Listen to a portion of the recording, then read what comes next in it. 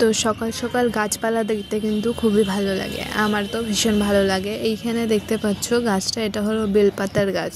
খুব সুন্দর পাতা ধরে, কিন্তু পাতাগুলো একদম খারাপ থাকে না, আর গাছটা খুব বড়।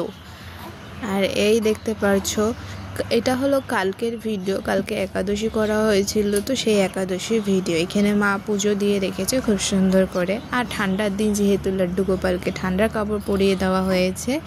আর এইখানে দেখতে পাচ্ছ শ্রীমদ্ ভাগবত গীতার 18টা নাম মা লিখছে খাতায়, যাতে আমাদের ছোটরা যারা ঘরে আছে এটা দেখে পড়তে পারে।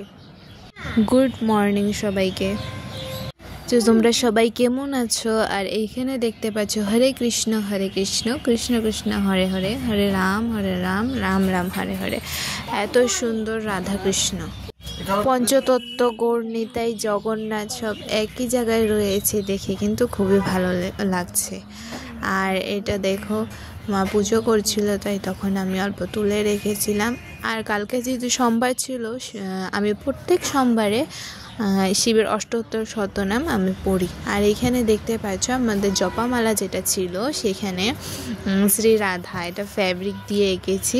কেমন হয়েছে তোমরা বলবে। আর আমাদের যে একাদশী ছিল, তো একাদশীর আমরা পেয়েছিলাম বাদাম ছিল, চাও বানানো হয়েছিল। আর একাদশীর দিন তো সেরকম বলো পেট খালি থাকে না, কারণ সেই দিন সেরকম কিছু খাবারও মন করে না, কিন্তু একদম নির্জলা করা হয় না, কারণ ওর মেডিসিন থাকে, এইসব নিতে হয়, যার জন্যে কিছু খেতেই হয়। আর এখানে দেখছো দুধ, ফল, এইসব